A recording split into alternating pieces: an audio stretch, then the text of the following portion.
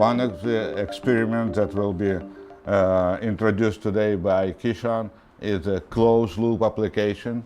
It's called in the industry PID loop.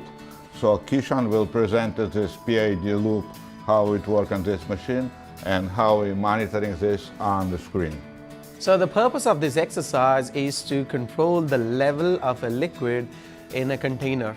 So what we have here in terms of hardware is we have a feeding tank which basically holds all the fluid initially, and we have the control tank into which we pump the liquid and maintain the level, a desired level that we set, and that level will be maintained in the other tank.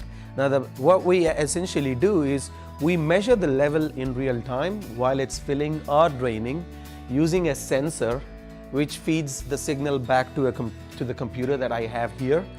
And once it reaches a certain level, the sensor's value will be matched with a preset value, and the pump that's actually feeding this tank would shut down or speed up. We're actually controlling the level by controlling the rate at which this pump runs. One of the main components for this application is the pump, which actually drains water from this tank and feeds it via these pipelines to this tank. And the other main component is the sensor, which feeds the signal back to the controller, in this case the computer. Now all these components can be built in-house, but this is part of a training kit provided by Festo Corporation. So this has already been pre-assembled and it has its own proprietary software. So we work with the software to gain a better understanding of how control actions are achieved.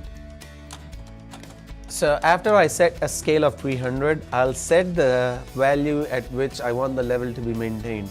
So I'm just going to move this slider and bring it to 30, which on a scale of 300 is 90 millimeters. I started the system and we can see the feed tank draining. And if we look at the receiving tank, the scale on the receiving tank, the level in the receiving tank is rising. It's going all the way up to, it's up to 80 now, and 90 is the place where we want to be. You can see an immediate response on the left here. So there is a black line and a red line. So the black line is the setting for the desired value, which means that's the place I want to be. I want the level in the tank to be at 90 millimeters, and the red line is telling me the current situation. So currently the level is just about 90. So the red line is giving me the present value, and as you can see, it's trying to get as close to the desired level as possible. So that was the level control using Festo Process Control Station. Some real-world applications would be food industries, chemical industries, other process control industries.